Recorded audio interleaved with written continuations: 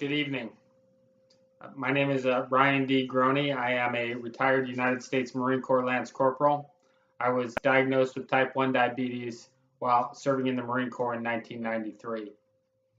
And the title of this video is my reaction to President Trump's address to Congress. President Trump, President Trump. I do so love calling him that. And it's true. It's true. Despite the stunned disbelief and continued denial by loons on the left and globalist neocons. And this video is actually should be called my pre-action to President Trump's address to Congress, as it's being recorded prior to his address. And I can already see the headlines now from the fake news and the dishonest press. Donald Trump leaks his speech to Lance Corporal Grone, and Lance Corporal Grone rants and raves. President Trump didn't leak his speech to me, and I'm not ranting and raving. We won. It's all about what we've done in our great movement, which President Trump has ably led. I do know, however, from statements made publicly by President Trump, some of the broad themes he will be speaking about. Among them he'll be speaking about his plans for regulatory reform, which is very important. And despite the pure obstructionism coming from the Democrats in both houses of Congress, what he has prevented from happening has already saved so many jobs. And the Democrats and the leftists are just making this worse with their hysterical obstructionism. And if they keep it up, if they keep this dog and pony show up, by stalling his nominations and reform agenda, it's going to be nuclear winter for the Democratic Party. 25 of their Senate seats are up for election or up for grabs in 2018, and in many of these states, there are seats that went for states that went for Donald Trump. And all we have to do is snare eight of those, and we'll be able to, without using the nuclear option, I might add, replace Ginsburg with Pryor. And President Trump will talk about tax reform, so very important, about rebuilding our depleted military and our crumbling infrastructure.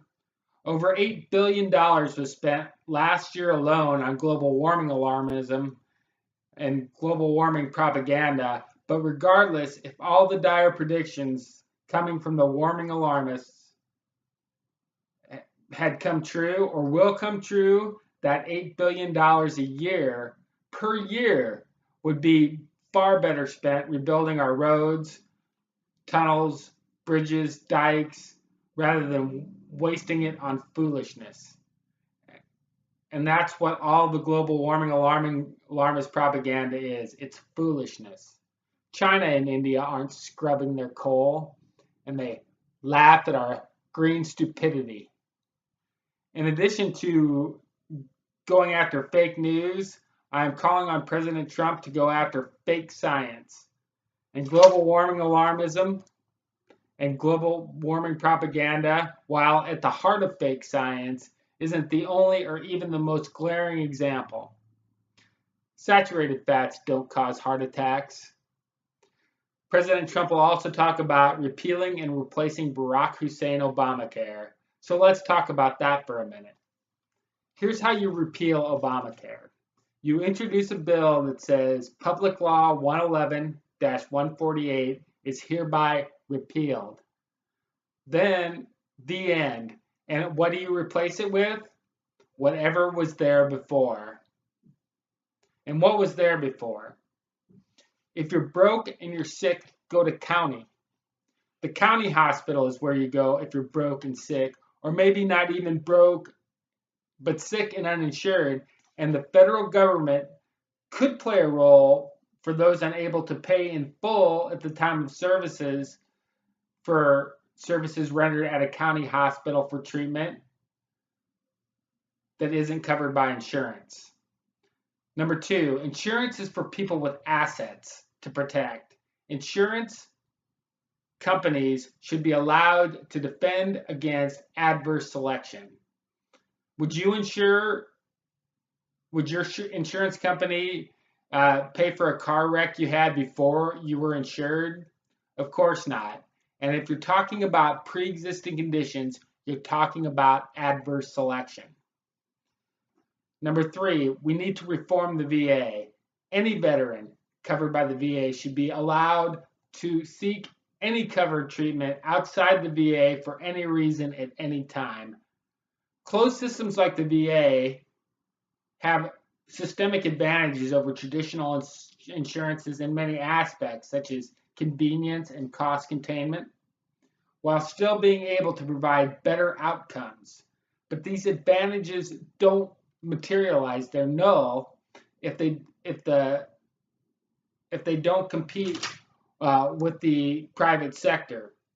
You have a government employee unions that's running roughshod over the people they're charged to serve. And if a veteran covered by the VA isn't getting adequate treatment by his definition of adequate, then he should be able to tell the VA to go get fucked and walk down the street and get the same treatment as bums or illegals can get from Medicare. Number 3, we need to freeze all VA wages and salaries, and if the shitbirds, and fire the shitbirds, and earmark all budget increases to the choice program. The choice program, without the choice program, the VA will not compete. They'll continue to remain in isolation, and if we don't get the shitbirds under control and drive them out of the VA, then there's no chance of reforming it. And the only way to do that is to get them to compete and to repeal the Merit Systems Protection Boards Act. Your job is not your property. Your job is your boss's property. And if you work for the VA, your job is the government's property and the people's property. And the people's representatives should be able to have the chance to fire you for whatever reason they feel like.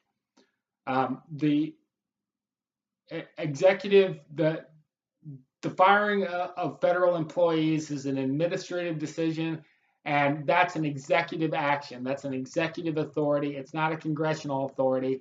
It's certainly, in order to make it so, you would have to have a constitutional amendment. You can't just have a law that delegates an executive authority, a regular law, not a constitutional amendment, that delegates a regular executive authority to invented fake judicial system that the Congress made up, and that's what the Merit Systems Protection Board does, and the Merit System Protections Board needs to be repealed. Number 5, we need cost containment. This problem will not be addressed. The problem of affordable health care, the problem of decent health care for our veterans, will not be addressed until we face the challenges presented by the rampant diabetes epidemic in our country. Go to any veterans hospital, and most of the amputees there lost their limbs not in a shooting war, but instead because of diabetes.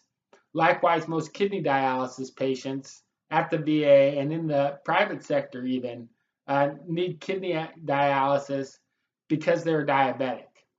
Diabetes is the leading cause of kidney failure and amputations and blindness and a host of other debilitating, expensive complications that can be prevented with proper management of blood sugars. You can't normalize anybody's blood sugar if you're feeding them 200 or 300 grams of carbohydrate a day. Yet that's what the USDA recommends, the Department of Health and Human Services, along with the VA. And as long as they pursue this fake science, I'm changing it, very fake science, bullshit about saturated fats cause heart attacks and high carbohydrate, low fat diets are good for everyone, as long as they keep promoting that fake science, the cost of treating diabetes, the incidence of diabetes, will continue to spiral out of control. Now, the VA could lead, but as long as the unions, the pharmaceutical companies, control the VA, they won't. I'm calling on Congress again to repeal the Merit Systems Protection Board. And I'm calling on President Trump to call on Congress to repeal the Merit Systems Protection Board Act. It's beyond it. They don't get to have. They don't get to say who is in their employ and who isn't. That's our say. That's the people's say through its executive. And President Trump is our executive. And you know,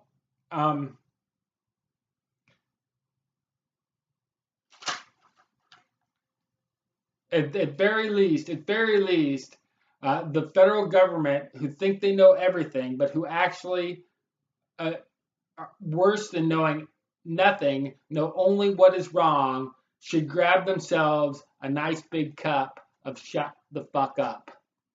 I'm also calling for President Trump to ask for Dr. Shulkin's resignation as Secretary of the VA, and that I be appointed instead.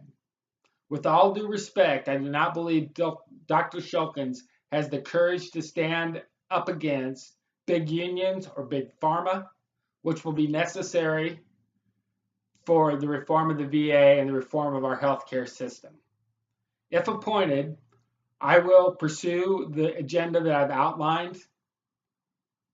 And my biggest pursuit will be as an advocate of the patients and as an advocate of the taxpayer, and to do my very best to see to it the mission of the VA is accomplished, which is to care for him who has borne the battle, and his widow and his orphan.